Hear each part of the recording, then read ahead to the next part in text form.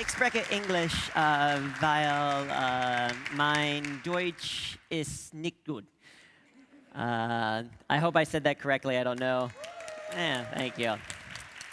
I also have no idea what the introduction was for me. Hopefully she said, laugh at whatever I say, even if it is not funny. I am incredibly excited to be here with all of you. I'm excited to be back here in Germany. As she mentioned, I am based in New York City, but I love coming to Germany because, one, I eat like an 8-year-old. So I love currywurst, I love spaghetti ice, and I love pretzel. So all fantastic things I can get here. I'm excited to be here as well. My girlfriend is German. She grew up just 20 minutes from here in the area of Norsk, I think, is how that's pronounced. I think that was close. I've been with Sabrina for a little while now. It's the most efficient relationship I've ever been in, dating a German, which is fantastic. And I'm excited to talk with you about a subject that I'm very passionate about, which is leadership. To understand why I'm passionate about it, it's important to understand a little bit more about me. And probably the most important thing to know is that I am a nerd. If you were wondering what type of nerd, the answer is yes. Computer, math, sci-fi, Dungeons and Dragons, Star Wars, Star Trek, Starbucks, all of them. All right, but most specifically, I'm an engineer. You know, I've always been obsessed with efficiency ever since I can remember, or really since before I can remember, because I was born 3 weeks early. So apparently, even in the womb, I was like, I don't need a full 9 months. I'm ready to go right now, right? Let's do this, Mom. Yeah, right? Obsessed with efficiency. I remember in school thinking that smart for me was getting a 93% in all of my classes, because at least in the United States, 93% was the lowest grade you could get and still get top marks, still get an A. And it got to the point that if I got a 94, 95, or worst case scenario, 100%, I was upset, because it meant that I did more work than I had to do. Yes, my girlfriend is here, and her family is here as well, so I'm getting waved at in the front row. Yeah, round of applause for them, absolutely. I have always been obsessed with efficiency, so I went to The Ohio State University and got a degree in computer science and engineering. And after I graduated, I started working at Procter Gamble. And my first week on the job at Procter Gamble, my manager gave me this advice. Maybe you've heard it before. He said that it is better to beg for forgiveness than it is to ask for permission. Have you heard that before? Better to beg for forgiveness than ask for permission. Now, some of you maybe work in HR or legal, and you're like, oh, that seems like terrible advice. But for me, it was incredibly empowering. But being an engineer, I don't like cliches just if they're going to be cliches. And so when I heard that, I thought, I wonder if he actually means that. Right? I'm going to test him. And I'm going to do some things that maybe I have to beg for forgiveness for. So I started to add jokes at the ends of my emails, and I started to teach improv exercises to some of my teammates. And the thing that I did that I thought for sure I was going to have to beg for forgiveness for was I proclaimed myself the corporate humorist of P&G. I got business cards made, started a blog, and I assumed that eventually someone would stop me, right? Someone from HR or legal would come up and say, hey, you can't create your own job title, right? But no one ever did. Instead, people started referring to me as the corporate humorist.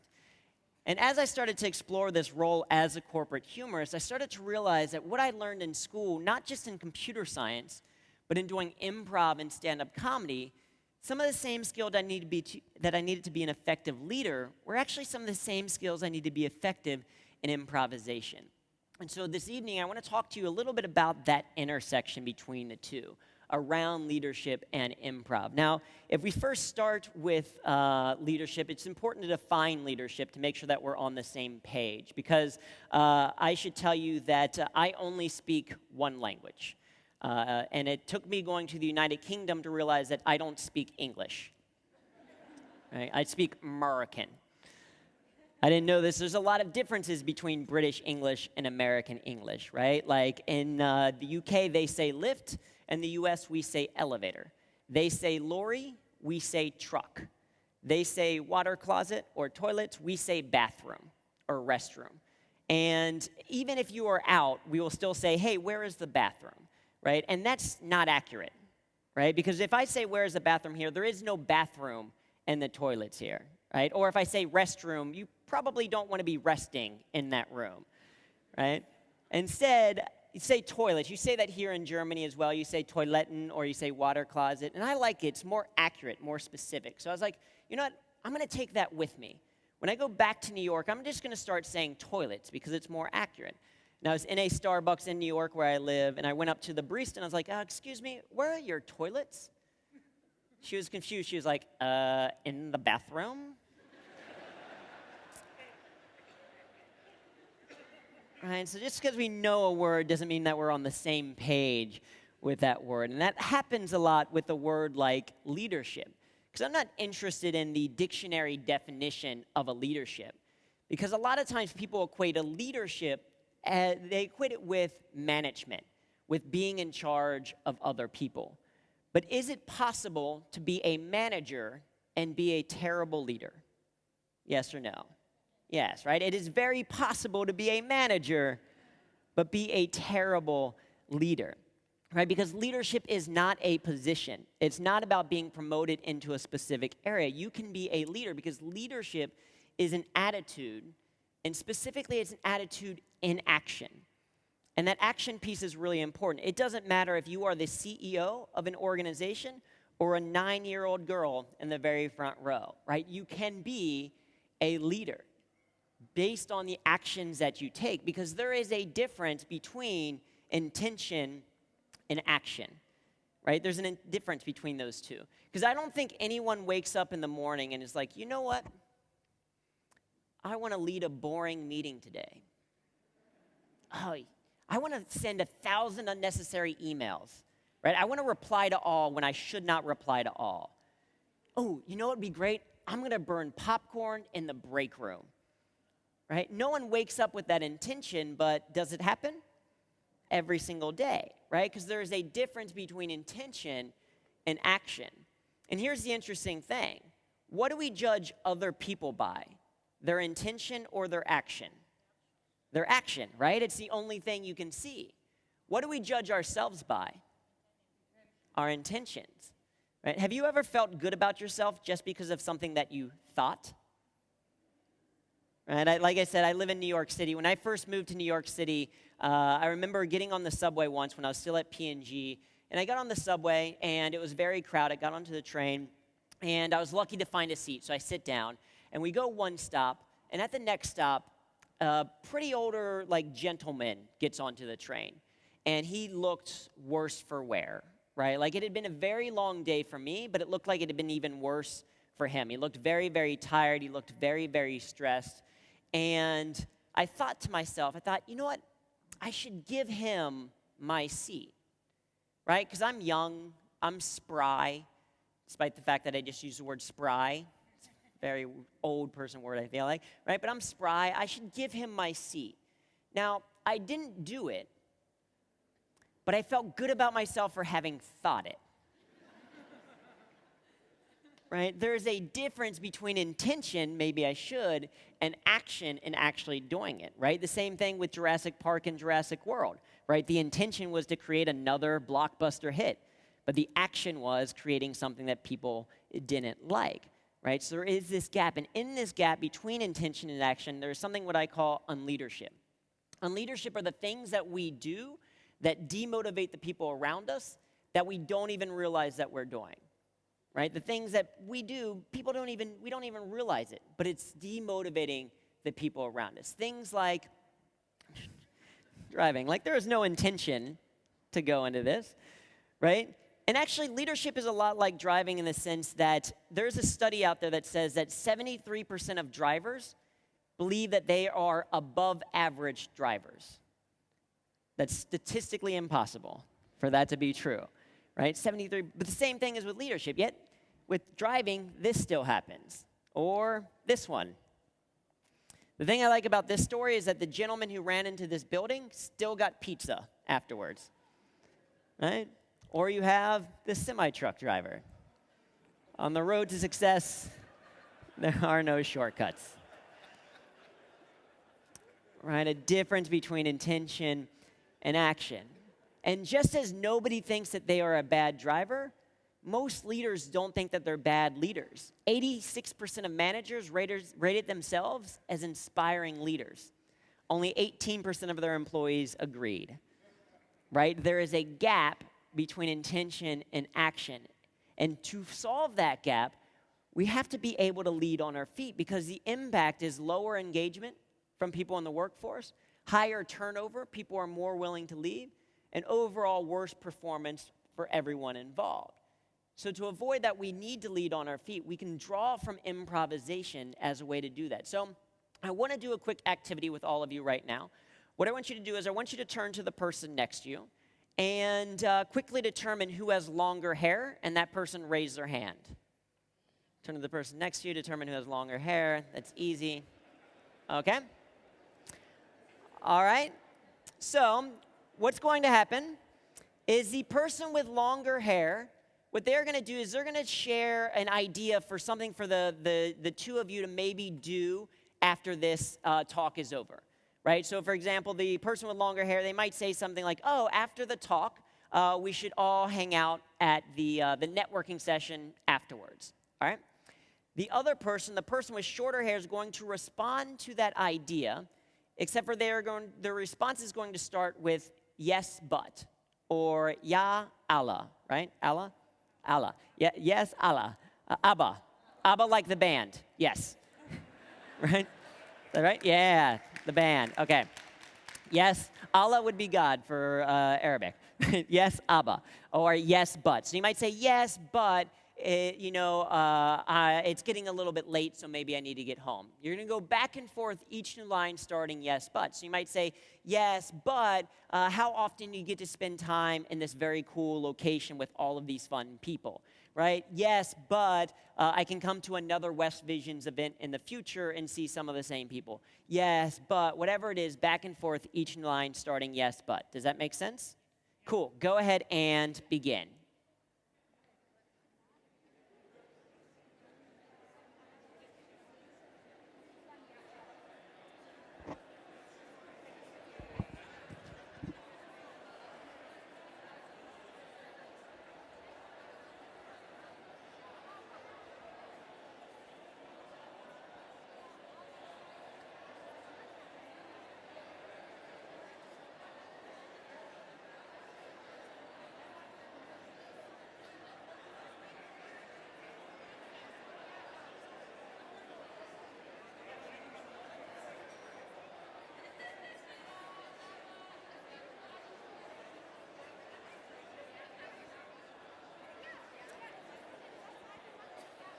All right, excellent. We're going to stop right there. All right. By show of hands, any good, super good ideas, things that you want to do? Yes, no? All right, so we're going to repeat this exercise. This time, the person with shorter hair is going to start. They're going to share an idea that the two of you should do. And instead of responding yes, but, the other person's going to respond yes, and, right? Yes, und, right? We're changing one word, but to and, aber to und. All right, so in their initial example, right? Oh, I'm nailing it, right? Getting it. In their initial example, you might say, hey, I think after this event, we should all go to the networking afterwards. Yes, and we can each have a drink and get to know each other a little bit better. Yes, and we can make some good connections so that we can follow up after the event is over. Yes, and whatever it is, back and forth, right? Make sense? Cool. Go ahead and begin.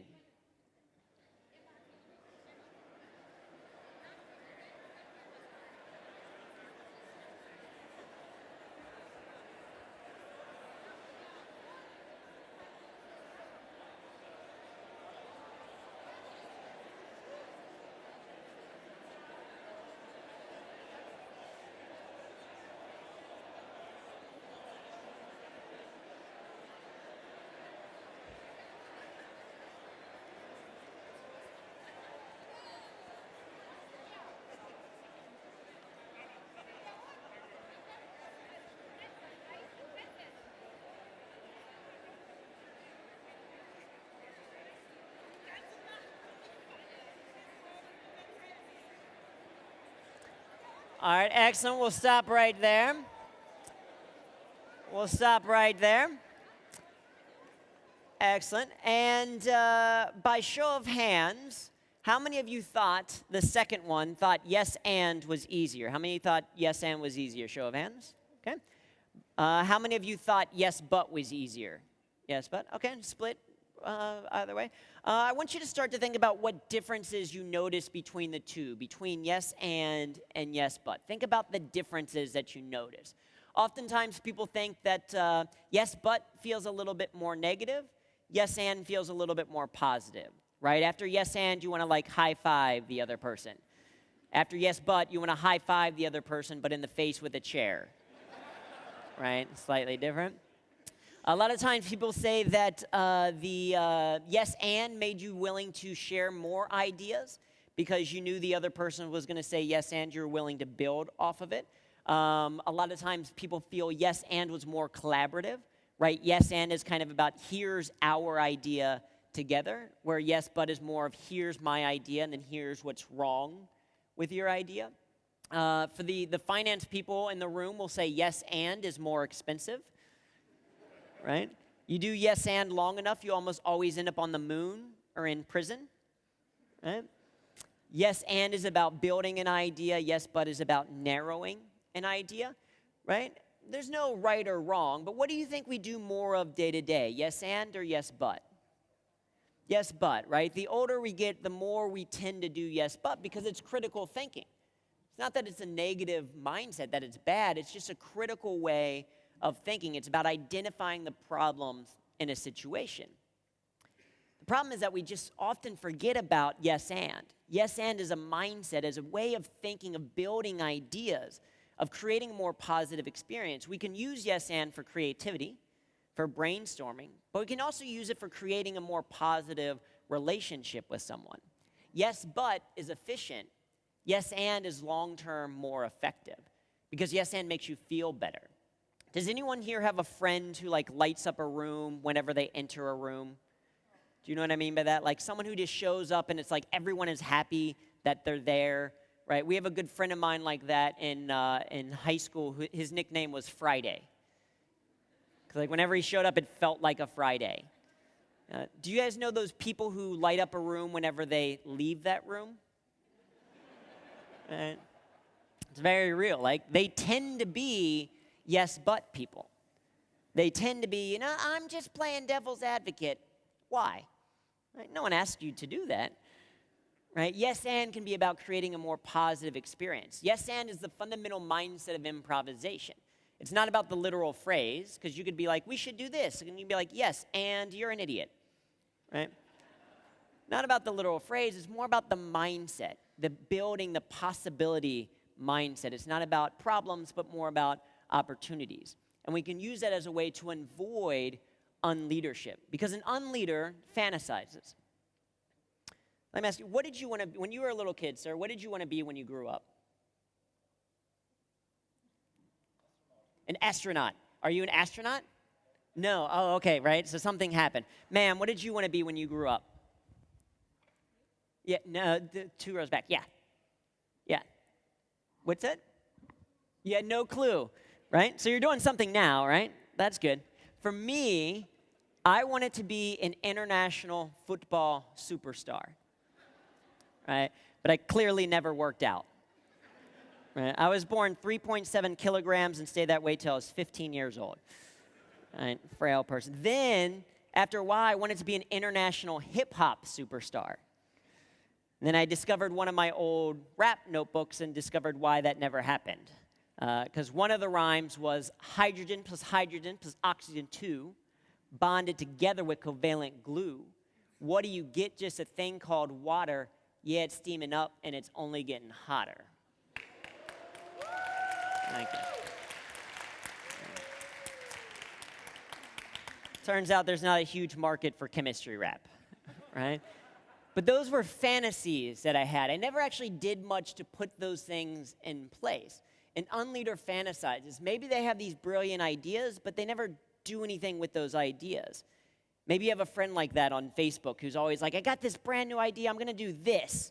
and you check in with them a week later and like, hey, how is that thing going? They're like, no, not that. I'm going on to this. Right? That becomes demotivating to the people around you because they'll no longer believe any of the exciting things you're going to do. Because let me ask you a question. This is sometimes a little bit controversial, but tell me whether or not you think this is true, right? If you say you are going to do something and then you do not do it, did you lie? Yes or no? Yes, right? If you say you are going to do something and then you do not do it, technically you lied. It's not a big lie. It's not a malicious lie, but it is a lie. So if you say, I'm going to get that email to you by Wednesday, and it's Friday and you haven't sent it, technically you lied. And over time, people are like, oh, I'm not going to believe them with what they're going to say. If they say that meeting's going to start at 9 a.m., but every single time I go, it starts at 9:10, there's no reason for me to be there at 9 a.m., right? You teach people how to treat you based on how you behave. The way that we avoid fantasy is we instead focus on vision. Vision is more specific, it's more accurate, and there are steps in place. And a vision is incredibly important to have because my guess is that many of you work far too hard not to know what you're working for, right? The work you put in every single day is only worth it if it is actually worth it. The only way to know that is if you have a vision.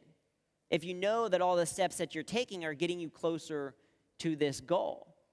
But it is important to recognize that having a vision doesn't mean having a script, right? Because Blockbuster had a script. Kodak had a script. Nintendo has a vision. Nintendo's vision is to bring people together through play. They've been around since the late 1800s. They started as a card company. And every single time technology has changed, they haven't said the technology is what's going to make them, right? Instead, they've said, how do we yes and our way through this change to keep this goal, this vision together, right? So we have to have vision. Next, an unleader alienates. They try to do everything themselves, like the lone genius, which I understand because I am an introvert, right? I like time on my own. If you know your personality assessments, I am a type A, blue square, conscientious INTJ with the sign of Aquarius. That means that I am a stubborn, ambitious introvert who likes long walks on the beach by myself, right? But even as an introvert, you still need people around you to be able to grow, to build. Assuming you all know who this is in the middle, right, is Albert Einstein. And a lot of times people think of him as a lone creative genius. But the people on either side of him were his roommates at university who actually had a large part in helping to contribute to the theory of general relativity. Right? Einstein didn't do it alone. Edison didn't do it alone. Elon Musk doesn't do it alone. We need to find a supporting cast around us. As leaders, we need to seek versatility. Find people who make us stronger, who think differently than us. Because there's an old management adage that said if two people think exactly the same, one of them is unnecessary. Right? You want that diverse thought. And the difference between having a team and the team is in leadership. And is how you lead the people. Because you can't always control the people on your team. You can't control the student groups that you're assigned to. You can't control the family that you are raised with, that you grow up with. So the difference is how you treat them, how you create something better. Have all of you heard of the golden rule? The golden rule, do unto others as you would have done unto yourself, like treat other people the way that you want to be treated. Right? A lot of people think of that as a golden rule. How many people, anyone here heard of the platinum rule? The platinum rule says treat other people the way that they want to be treated. Right? Slightly different. Treat other people the way that you want to be treated versus treat other people the way that they want to be treated. The distinction is kind of like this. As I mentioned, I love spaghetti ice. I didn't know it existed until like last year. I'm obsessed with it now because it's ice cream that looks like spaghetti. Like, how could you not love it? It's amazing, right? So it's like if I do something well and you want to thank me, then it's like take me out for the biggest bowl of spaghetti ice I've ever seen. I'll be super happy. If I'm thinking of the golden rule, if I'm thinking treat other people the way that I want to be treated, then it's like, oh, well, if you do something good for me, then I'm going to take you out for the biggest bowl you've ever seen. Right? But if you're lactose intolerant, not a very good reward. right? Unleadership is treating other people or leading people the way that you want to be led, as opposed to identifying what does that person need. Every individual is a little bit different. So we have to change our leadership style. An unleader intimidates the people around them. Here's my guess. Here's another guess that I have. Many of you are likable people at home. Right? And then for some of you, something changes when you go into the workplace. Something changes a little bit. Right? At home, you laugh with your friends and you are maybe a little bit silly, and then you go into the workplace and you put on a work face. Right? And you have this feeling like, no, I have to be super serious. Right? An unleader intimidates the people around them. They intimidate them around the idea of failure. Right? We have to be comfortable with the idea of failure, because failure is just data. Right? Failure is just data. So one of the things that I've been failing at tremendously lately is German. Because as I mentioned, my girlfriend is German, so I'm trying to learn German, and I am nicht gut, as I mentioned. In May, we were in Germany, and we were going to Luxembourg. And so when we were going to Luxembourg, I was like, you know what? I need to practice my German. I need to practice a little bit. I should have a conversation in German. Even if it's short, I should have a conversation in German. And so I'm like, oh, okay, I know. When we get to the hotel, I'll start the conversation in German. So I'm practicing in the car, and I'm like, all right, I'll start with Guten Tag. Right? Very simple, very easy. They'll say Guten Tag back, and then I'll say Sprechen Sie English. Right? I'm going to go immediately into English if I can. Right? They'll be super impressed with my German. They'll say yes, and I'll say Dankeschön.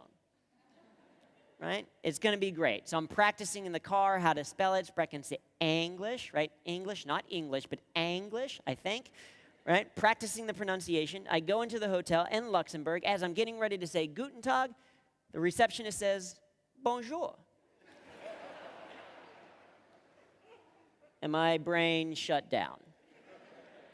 And in my brain shutting down, my only response was, no hablo inglés. Which is wrong, right? Wrong for multiple reasons, right? They spoke in French, I responded in Spanish, and in Spanish, I said, I don't speak English. Right? I hablo inglés. I only hablo inglés. And the woman was very kind. She was like, do you want to speak English? And I was like, yes, grazie, prego. No wrong.